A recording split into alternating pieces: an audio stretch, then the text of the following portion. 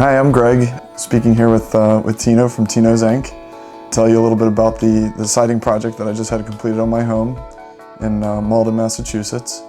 It was the first siding project I've ever been a part of, so I was new to this type of work. However, even before meeting with Tino, is to just do some good research on the type of product and the aesthetic looking to achieve with the home. And the more that I could provide as information to the project, the better it would turn out. I recall when I first met with Tino to walk him through, Tino would take time to listen and ask what is important to me and my wife to get out of the project. So that having that kind of caring conversation, open ear for what we wanted to achieve was a really big way to set up the project for success.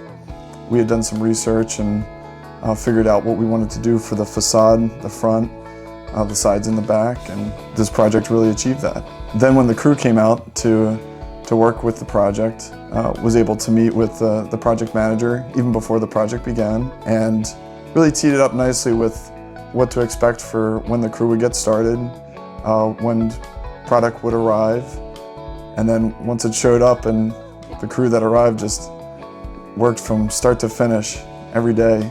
And they were very pleasant to work with.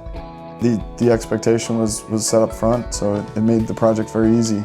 There were also some particulars that we had in mind that may not be standard on every project for every home. And in speaking with the project manager, he was able to come up with some ideas, some solutions that we would never think of. That was very welcomed for the work and the outcome.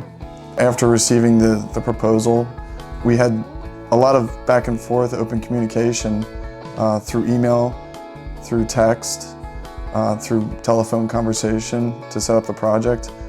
All of my questions that I had for the project did not go unanswered, and the response time was pretty much immediate leading up to getting the project started. So it was really easy to have back and forth open communication and conversation with both the office staff and then also once the project started with the project manager. One of the things that I did as part of my research leading up to the project and getting familiar with how vinyl siding is installed, I'm always curious myself of how things get built, being an engineer myself.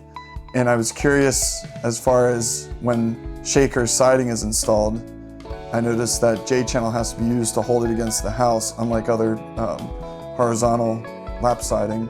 I knew that the aluminum drip channel that goes down on the starter board first is not as tall as the J-channel, and when that gets installed over top, I'm thinking, well, if it's raining out and the J-channel is starting to fill up, would that flow incorrectly back into the over the drip channel?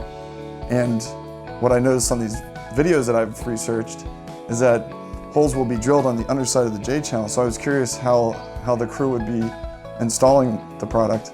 And I went out and sure enough, every level of detail was done to these other videos that I've looked at, and the holes were drilled on the underside of the channel so that way water can shed off the front face of the fascia board.